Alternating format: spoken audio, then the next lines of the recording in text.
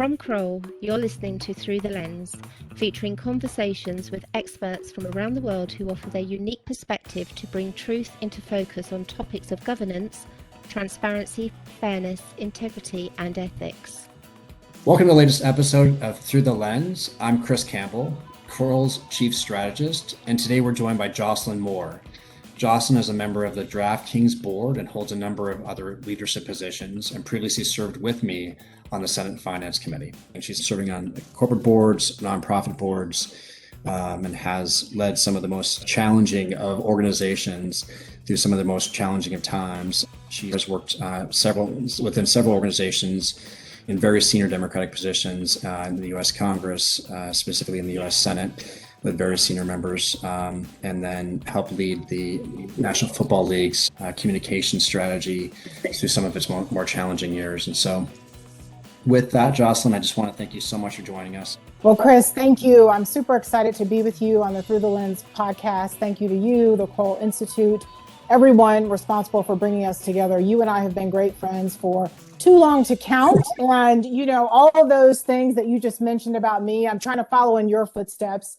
All the great things that you've done in your career, including at the Treasury. And I, want to start by calling you the Honorable. I always want to say the Honorable. So I'm going to go through the entire thing. The Honorable. Honorable only to me and maybe my close friends and my dog. So. But in all seriousness, you have achieved a great deal serving on corporate boards, leading strategy for Kroll at multinational companies, and really being a leader in your own right in so many different areas. And I like to think, and I know we often talk about, if we were in charge for a day. And so that's how I'm going to approach our conversation. There's so much that we used to do together on a bipartisan basis. We could always get to a resolution, no matter what, in the toughest of circumstances. So I'm just super excited to be back with you, my friend, in this capacity, talking about problem solving and how to change the world. Awesome. That is an incredibly great launching point. For those of our listeners who don't know, Jocelyn and I got to work together, sometimes on opposite sides, sometimes and more often on the same side, trying to find ways of bridging the gap between Jocelyn being a Democrat, me being a Republican. But most recently, working together on opposite sides of the aisle, but on the same committee, the Senate Finance Committee. It's the committee of largest jurisdiction on Capitol Hill that oversees 70% of U.S. spending and 100% of incoming revenue, including most healthcare policy, tax policy, international trade policy, and the like.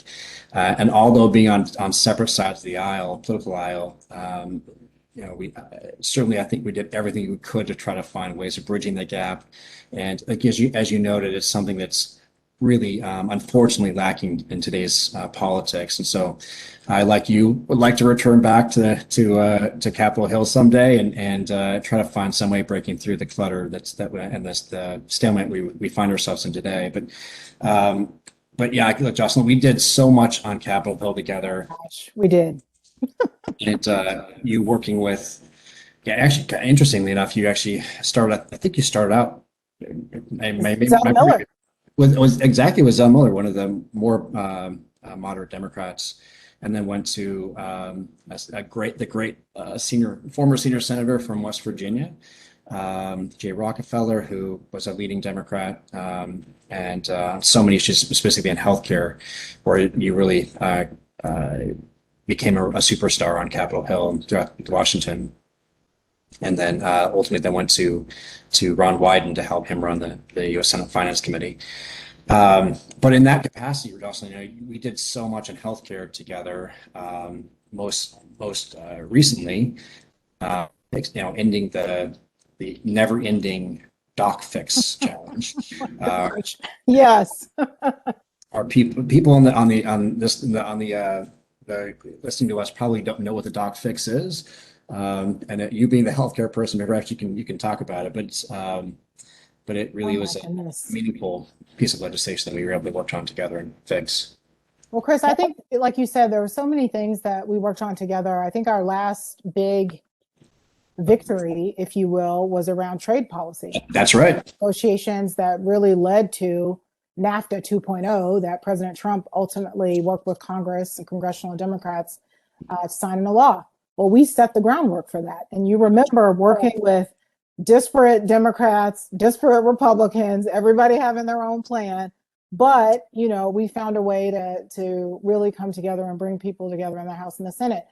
And one of the lessons I think that is applicable to what we do now in corporate governance is really the art of the compromise. And it's funny that you should mention starting to work with Senator Zell Miller.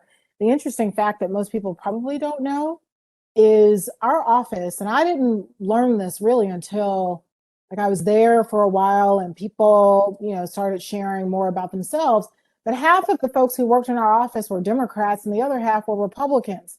And it didn't matter. We were all working in service to the people of Georgia.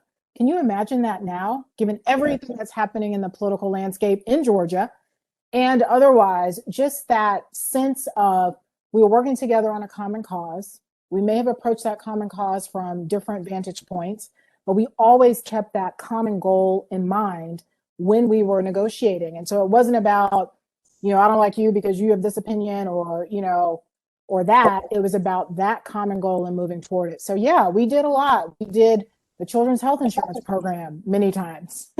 We extended tax extenders and health extenders many times.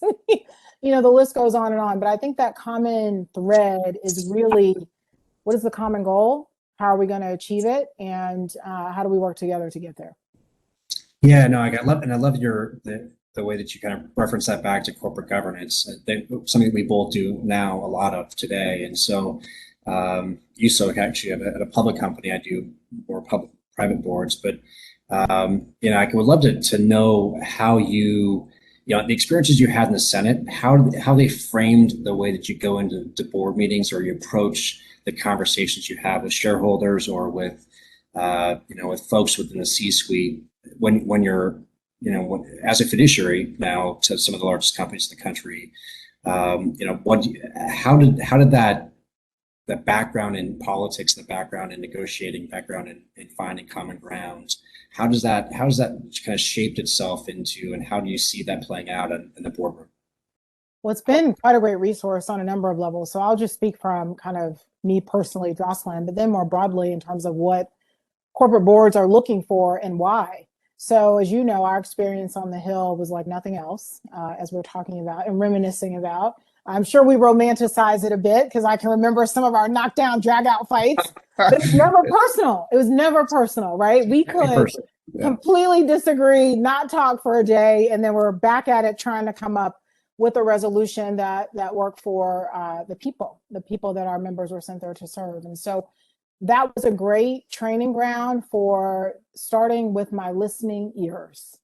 And so, you know, I got appointed to the DraftKings board last year as my first public board. I know a lot about sports betting. I ran the sports betting strategy for the National Football League. I know a lot about public policy. But if you ask me, am I a gambler? Do I know about the ins and outs of gambling? I'm not a gambler. Well, I'm not playing daily fantasy. So they're not hiring me for that and knowing the ins and outs of that, but they're hiring me for what you and I have practiced over, you know, again, we won't say how long, but that's the strategy, the strategic outlook, the overview. How are we, like, what is the common problem that we're looking at? So whether it's, you know, what is our growth strategy? What is our customer acquisition strategy? You know, how do we deal with compliance? How do we, you know, think about our competitors and really figure out market differentiation? That's all a part of strategy. And so learning on the Hill, all those different vantage points and how to get to that common solution, even if we started out with 10 different ways for doing something, getting to that one solution where every piece that needed to be addressed was, and everyone felt good about it, that has been, you know, just a foundational part of what I bring to serving on a board. More broadly than that, and we can talk more about this, I think the other piece that we're seeing, if you think about the evolution of corporate affairs, and this is where I've spent a lot of my time in corporate America, it used to just be, you know, PR for the purpose of driving revenue and responding to investors and shareholders, right? The evolution since the rise of social media, since, employee benefits have become portable, has really been about a much broader group of shareholders. That includes the government, that includes employees, it includes random folks out there who just like to raise concerns. We see now, back to your question about board governance, that a lot of companies are looking for board members who have our skill sets, not only for the strategy, but because we know the regulatory piece quite well. Yeah, and that's fascinating because, like, look, it's no secret that I served in the cabinet of the last administration, but it's and we're in a different spot now politically, and actually not just politically in so many ways, and arguably both good and bad, the change that we have. But there is certainly a new orientation in the current administration, which is here for at least 4 years, right? Perhaps 8 and longer. This reorientation on ESG and the regulatory environments coming, not only in the sectors that you're involved in, which healthcare and kind of fintech or online gaming, and in banking and the other things that we did on Capitol Hill, but in so many others, and technology and so many others that are coming down the pike. And so you see this significant reorientation of perhaps new regulations coming, and a lot of those regulations being somehow anchored in some kind of ESG metric. And so I'd love to know kind of see what you're hearing and what you're thinking about how that's going to go, and how you see this unfolding over the next several years, and what kind of things companies should be thinking about as these new things unfold, and what your advice you're giving to your clients and within the boardrooms. Sure, I think that's a great question, Chris. And I think we've come to this moment, obviously, independent of administration, right? So we've seen, kind of this international coalescing around, impact, and how do we judge impact? What is impact? How do we finance impact? What does it actually mean? And a lot of that was focused for many years on the E part of ESG, but in recent years, we've seen certainly with COVID-19, but also the social unrest that we've seen and the racial reckoning over the last year, there's much more of a focus on the S and the G. And, when I think about it, and what boards should be thinking about, and you raised the current administration, there are so many things that we could talk about. So I often joke, because I get asked all the time about a SPAC and SPAC transactions. Obviously, DraftKings, it's like we reinvented the SPAC. I mean, anytime a SPAC gets mentioned, it's like, oh, well, DraftKings did this amazing SPAC transaction, and we kind of restarted that whole effort. Well, now, as you know, well, thank you. It predated me a little bit, but I've certainly been there to watch kind of how we operate post that transaction. And so we now see the Biden administration through the SEC is looking at SPAC transactions closely. And so that's one regulatory thing. But if we think about the bigger picture, right? So we kind of look at the 10,000 foot level. If we think about this evolution I talked about previously on corporate affairs, really what companies are grappling with, whether we're talking about cybersecurity, whether we're talking about, just tech etiquette broadly, and what we're doing to protect data broadly, if we're talking about the future of work, all of those things are about a company and how corporations exist in society. And Exxon, that just happened, the shakeup with their board is a great example, right? So we see that a group of board members not too happy with Exxon's plan over the long term to address climate change. So there's been a huge shakeup, and it wasn't just about the E in ESG. They also had concerns broadly about corporate social responsibility, right? So the S and the G. Right. So I think a lot more of the focus, not only institutional investors, consumers who can go on the internet and find out what companies stand for and what they're doing in the public sphere, employees who are saying, I want to work for a company that mirrors my values, whatever those values are. Those are all the things that companies are having to grapple with. And the Biden administration for its part. I mean, on cybersecurity, obviously with the recent attacks to, the biggest food processing facility and also to our pipeline, that's another area where Biden's saying to corporate entities, hey guys, we need you to step it up on cybersecurity. So I think it all goes back to this idea of corporate citizenship, and ESG is just one way to think about that. Interesting, and I'm wondering if you've noticed a difference in the consumer behavior. Is there, as you discuss in the boardroom and as you advise your clients, do you see a change coming, or is the evolution already occurring with a new generation of consumers? And what are those consumers demanding of corporations, be it public or private? And do you think there's a reorientation coming, or is it already with us with consumer behavior, either now or in the future? I think it's interesting about consumer behavior, given COVID and, everything that happened with COVID and the tragedies and all of that. One of the things that we saw, and particularly, from my vantage point on the board of DraftKings, but I think you've seen this across consumer behavior, we had a captive audience. Consumers were a captive audience, and across a variety of categories. So we can talk about the retail space. We can talk, just everything. People sitting at home, buying office furniture for their new home offices, renovating their houses. So, right now, if you or I were to have a construction project where we live, we're waiting months and months and months.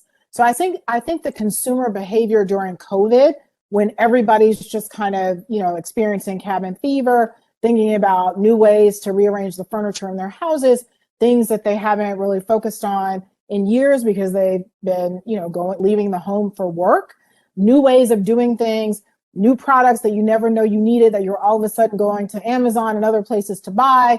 So I think consumer behavior has changed significantly. The question is that sustainable over the long term? And I don't know, I don't think we know the answer to that, right?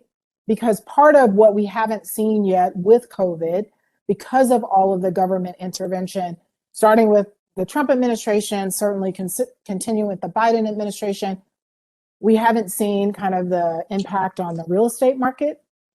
We haven't seen people haven't returned to work full time, and what that looks like, come September. Is it really full time? Is it a few days on in the office and a few days off? Our transit system isn't, back to what it was. So I think consumer behavior is a question mark. We've had, roughly 18 months where we've had a captive audience, and you can see all these record, profits in various sectors that we haven't seen in a while. I think the question is, when the economy settles and we really deal with the fallout of COVID from an economic perspective, what does the consumer behavior look like then? Yeah, it's a fascinating points. And I think that do you see that is the consumer, I'd love to know your thoughts on this, DraftKings. Several boards I sit on, I see consumers, especially under 40, they're now as almost they take it for granted that the company's going to be eco-friendly, or they're going to have products that are not tested on animals if they're consumer products, or conflict diamonds, or whatever it is the industry is. And the consumer is really demanding that there be a new level of transparency in that as well. I wonder if you're seeing something like that as well, and if you think that that's something that's here to stay. It's interesting that you bring up supply chain, Chris. All of the recent occurrences, I don't know if I would say consumers, yes, when you have a cyber attack that's on our, oil supply system, there's something in the supply chain, something has happened, right? That there's a blip on the screen. When I think about some of the questions about where are we, getting our food from? How are we growing the food? Are we sustainably, raising chickens so they're antibiotic free and they're free range? Where is our intellectual talent and skill base coming from, right? And this gets to the future of work, which I would love to spend some time on. I don't have a good sense of the level of true exposure around those supply chain issues that consumers have on a global scale, except as certain examples become relevant to them. So whether it's there's a hack or the energy grid goes down. And we're then thinking about in Texas, well, how does all this work? And this is a public utility. And, I thought a public utility meant one thing, and here's what it seems like it means. So all those questions about supply chain, so we can talk about it across industry. So healthcare, energy, the list goes on and on.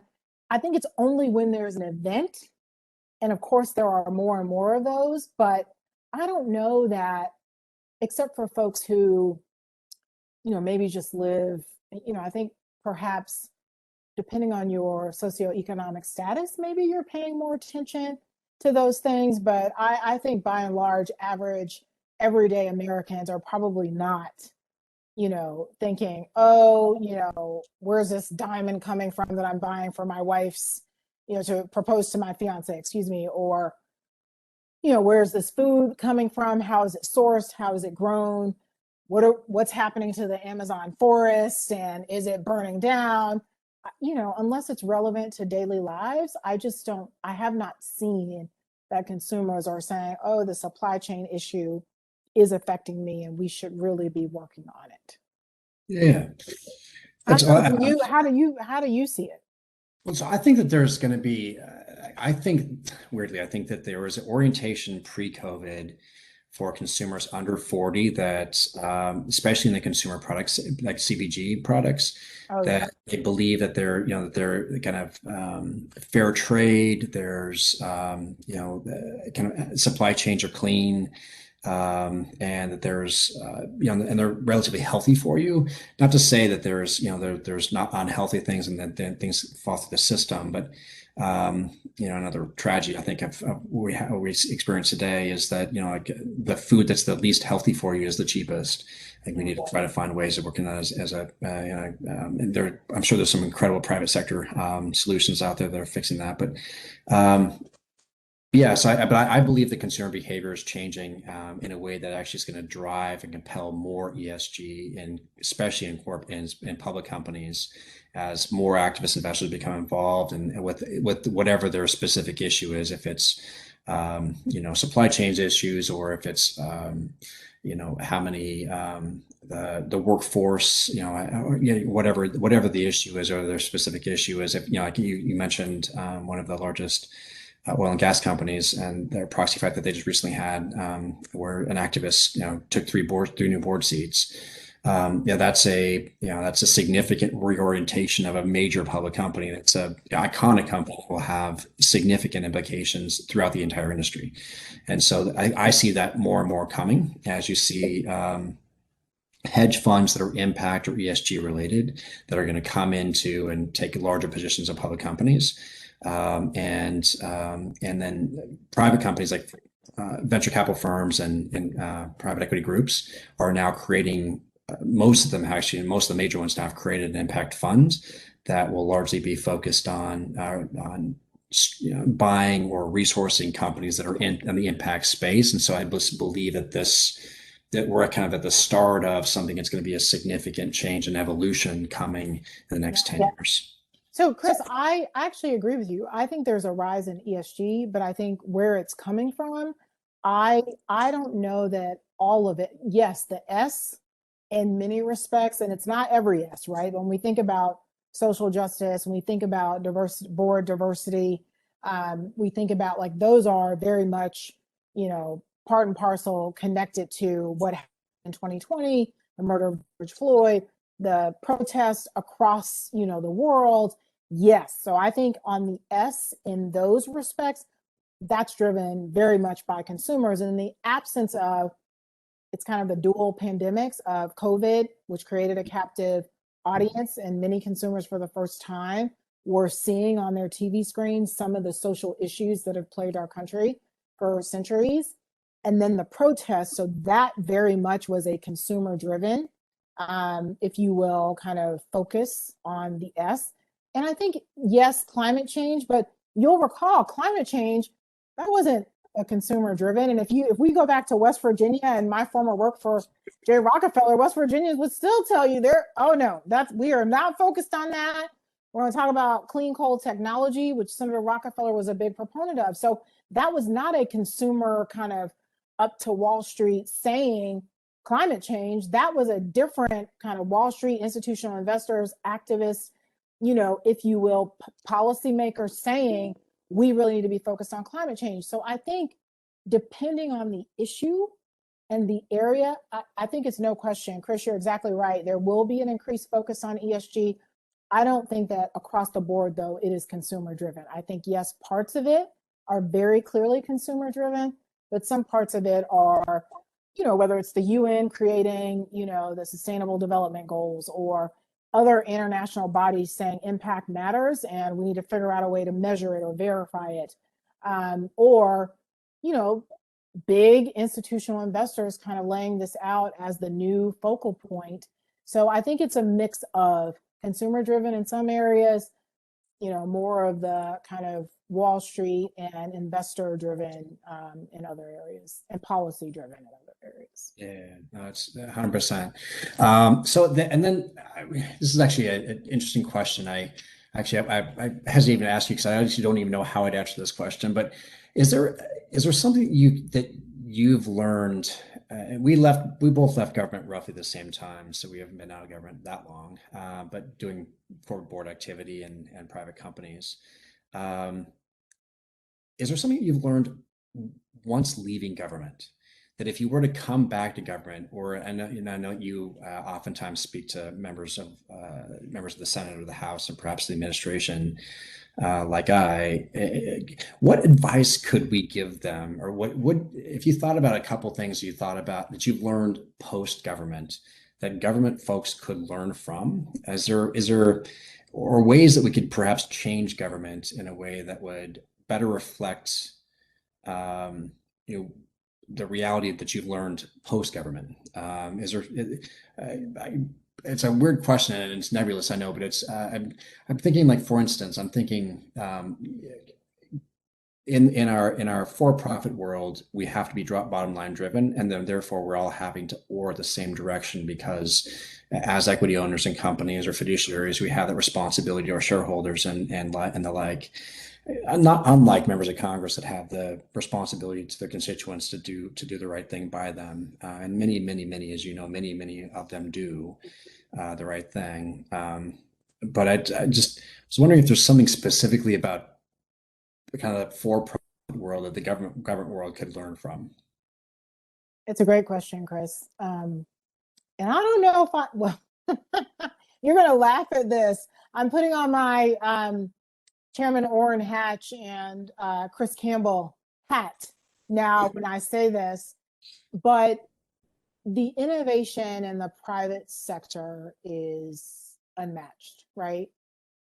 Not just because of the resources, but the willingness to try and risk and try again, right? In a shorter amount of time than it takes us to make changes in government. As you know, I am a huge supporter of government. I believe government plays a role. It has to, because of the significant taxpayer resources, but it is a mighty difficult ship to turn. I mean, we know that from all the policy discussions that we've had, and at best, it is theoretical, right? It's theoretical. Yeah. In the private sector, we get to the practice and we can get to it pretty quickly, right? And if you think about gaming, but the example I really use, I mean, just think of everything that's happened with Tesla, or any number of the space exploration companies, the private space exploration companies. In the absence of public scrutiny, they are testing and doing things in a way that NASA cannot do, right? And at a much faster clip. There are greater resources, but there are also, look, the risks are greater in the private sector with some of that testing, but the oversight capacity and, Congress, and I believe in oversight, I believe in enforcement, but we have to find that happy medium of, we got to be able to test things in an effective way, in a safe way, in a time efficient way, if you will, so that we get the answers to some of our society's most pressing challenges very quickly. And if we make a mistake, someone was saying to me the other day that every time Elon Musk crashes, he's like, well, we learned something from this. Here's what we learned, right? And, when we think of something crashing from a government perspective, we're like, oh my gosh, we need to go and have an OIG investigation, right? You're right. So that's the difference, the innovation and the creativity and the time efficiency that happens in the private sector. I think the government could really learn a lot from. And we tried this, Chris. We tried to add it to the trade legislation. We tried to add it to some of those health bills that we worked on together. Some of that innovative spirit and some of those tools from the private sector. So I think that's probably the biggest lesson for me. What would you say? What's the biggest lesson for you? That's a good question. So I think that, look, I think government's far too slow. It's very reactive. I think that as you know, my orientation when I was serving in government was that the private sector is, if you kind of empower the private sector as much as you can, I think that, there needs to be guardrails on the private sector. Private sector without regulation in lots of areas could possibly be quite damning. But with those guardrails that are manageable, I think you have an opportunity to be able to unleash the power and the innovation of the private sector to do that.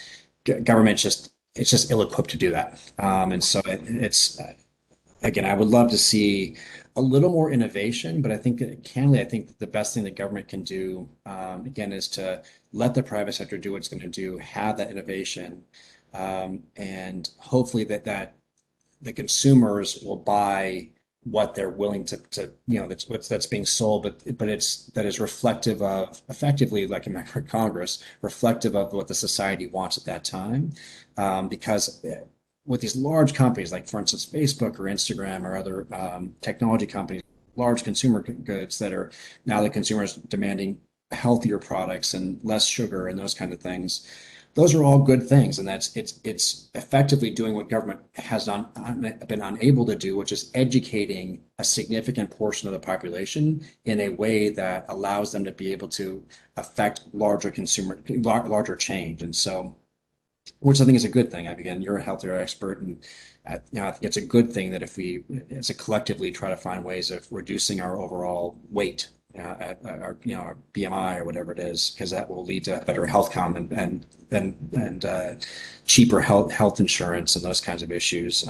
Let people live longer, and so, or finding ways of I guess it's both good and bad, but some of the technologies, things that we're doing, the platforms, sometimes we can be a little bit of a closed loop conversation, which can be damaging, I think. But if you can find a way to break through that and learn from other people that maybe perhaps we disagree with, it could be also really good. So, I mean, some of these tools are really great. And then if you look outside of our country, some of these tools are really allowing for, democracy or other things to spread, and the real significant problems of kind of unitarianism or theocracies or others that really can be rather oppressive, can be, it gives a different environment and empowers the people like they will otherwise not be able to be empowered. So, anyway, I think that those are some of my crazy ideas. But Chris, I think you put on your Jay Rockefeller and Jocelyn Moore hat. This is why we get along, because we can see, you said guardrails for government.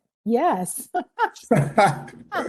We do need guardrails, because what you just said in terms of, we can all agree, healthy eating, all of that, it extends our life. The data tells us that, we know that. But there are access challenges that, the private sector still has not solved, that you alluded to earlier too. And so that's when government has to come in and say, maybe we should think about this differently. We need to make sure that we're not imposing, standards that not everybody can meet, or speaking about healthcare, or, creating programs that don't actually work to address the concerns and needs of the broadest possible population. So I absolutely agree with you. There was something else that you said that sparked another comment from me. So my number 2, which is related to innovation, that would be a great lesson for the government, is data and analytics. But you know this.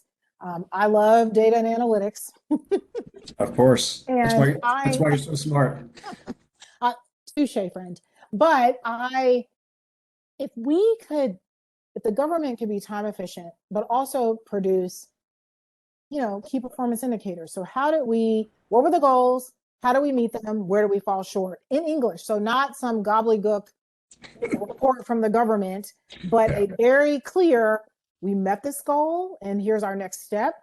We did not meet this goal and here's our next step. Because I think in terms of some of the conversations around government now and some of the negative connotations of government and the services provided and what government does could really be addressed if you just said, we did this program or created this funding. We can talk about the PPE funding, right?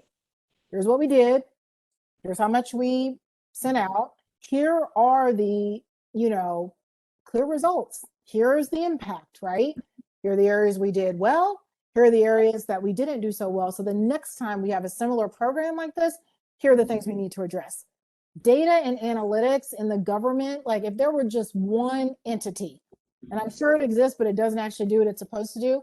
If there were one entity in government that all that entity did, here are the key performance indicators for every taxpayer dollar that goes out.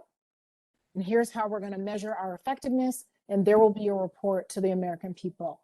That part, that would be great. It would be a win for government because people could then really understand what we're doing, why government's spending trillions of dollars on what and how it works. Yeah, I think that's a great point. I think it's also something that it's so nebulous, right? So the numbers are just staggering. I mean, I mean, literally almost, no one in the private sector, at least right now, can wrap their brains around what $1 trillion is. That's a lot of money, right? And so like it's so nebulous that there's just no way of kind of being real for folks. But if there's a way of keeping government accountable, at least from my perspective, it would say, I'm gonna say what you said, but said a little bit differently, which is keeping government accountable and government programs accountable. Having those metrics, I think, could be really incredible because it allows for auditing, it allows for and then in either a redistribution of the funds that perhaps that are not meeting the metrics, or elimination of programs that maybe are duplicative or that could be otherwise, not a waste, but I could perhaps there could be better ways of investing that money. Taxpayer. Or you can take the Elon Musk tactic. You learn from the mistakes you make. So we're not going to cut your programs. We're not going to reallocate funding. I know, Mr. Republican. We're going to learn the lessons. We're going to take the risk. We're going to say we took the risk, and we're going to say, here are the mistakes we made, but we learn from them and we apply better tools and better information going forward. So, it's two sides of the same coin. Well, let me a couple more questions. So you mentioned earlier that the rise in cybersecurity and the challenges that is presenting to boards and companies around the country and effectively around the world.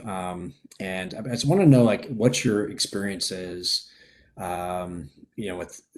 especially with, you have a very large online platform, right? So DraftKings is a significant online platform and that has tons of PI, personally identified information for folks, and they're including their credit cards and their spending behavior and habits, and effectively literally what they do to how they gamble. And so I wanted to see kind of what you're thinking of the evolution you're seeing, how much more information and how much more time is being devoted to this issue. Great question, Chris. So I'll say a couple of things without obviously giving away any state secrets, but it is hugely important to DraftKings and our founders, our board, that we are in compliance with all laws, state, federal, local, international. We are one of the most heavily regulated industries, new and emerging industries. And, it creates a patchwork of regulation. But what I can say is we prioritize things like know your customer, anti-money laundering provisions. We have a number of checks and balances on consumer information, and making sure that we also have responsible gaming, provisions for consumers who, may need those resources. So I think when we think about it, we think about responsible gaming in the broadest sense. That includes how we manage consumer information, how we manage cybersecurity. We recently put out our inaugural report around all the things we're doing from an ESG standpoint. And even I was amazed that DraftKings, this, mighty gaming engine and technology company, some of the things we're doing in the E space that I didn't know, the things we're doing in the S space. But to your point about cybersecurity, the board is absolutely focused, laser focused on transparency, on knowing our customer, on responsible, use of data, on making sure that we're not participating in any illegal activities. I mean, the whole reason to have sports betting be legal is to bring what is now illegal into the light. And that means all the things that are happening out in the dark web, in the illegal universe, we're bringing all of that into the light. And that's why I'm such a huge proponent prior to, and certainly now, the legalization of sports betting, which, as you know, Chairman Hatch was our lead champion on in the Senate. That'll floor people, because a Mormon from Utah was a proponent of legalization of gambling. But you're absolutely right. Look, I think if it's going to happen, I think it needs to happen in a way that's legal, that is that prevents abuse, and allows for the bad actors out there that really could be are using either money that's illegal, or the proceeds of gambling, using that illegally, and perhaps in unspeakable ways. That needs to be regulated.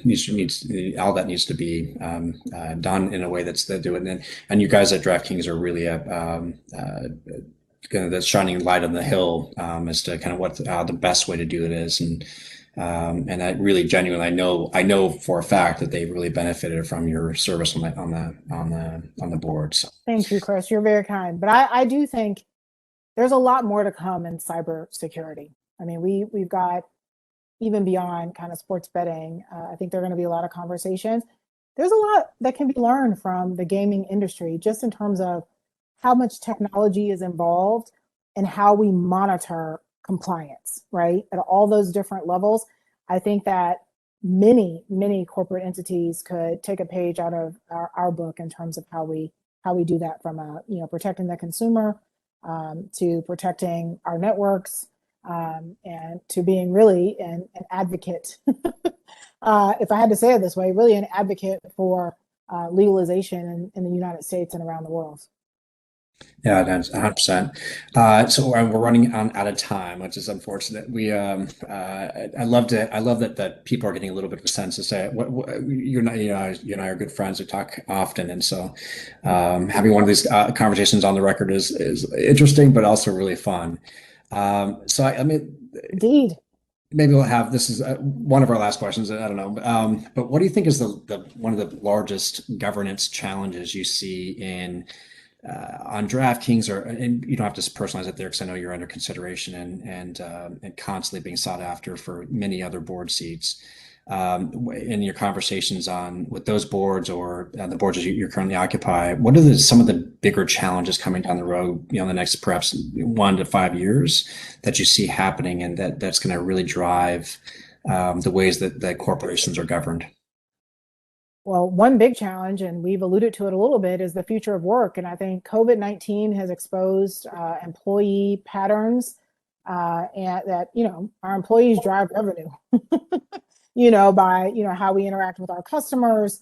They're the ones that, they're our ambassadors, and, how the future of work unfolds in a variety of ways. So we saw the gig economy, kind of unfolding prior to COVID. Well, now we have essential workers, we have, technology companies that have completely abandoned their office space, and everybody's going to go remote.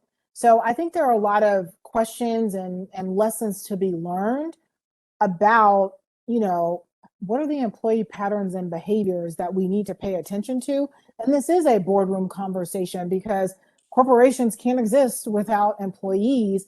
And so as we think about what the next phase of, being an employee looks like, and being an employer looks like, I think that's a pretty big challenge on the minds of lots of, if not all, corporate entities. And it's not just the short term, how do we get people back to work post-COVID? It's what are those new work patterns that have emerged? It definitely will be a new normal. It will not be the same as what we experienced prior to COVID. And then the second thing I would say is just kind of that grouping of all the things, and COVID is part of this too, and the future of work is part of this too. All of those things that fall into good corporate governance, of which ESG emanates from. So, how are you showing up for all of the environmental issues? How are you addressing social issues? What are you thinking about from a big G, governance perspective? So that's cyber, that's, data protection, that's social justice and diversity, equity, inclusion, and belonging. It's, healthcare and benefits. The benefit structure is also part of the future of work. So I think all of those things and what the value system is of a company versus what they say their values are, and that accountability and transparency, I think those are all part of the same story relative to corporate citizenship and what does it mean in the year 2021 and going forward.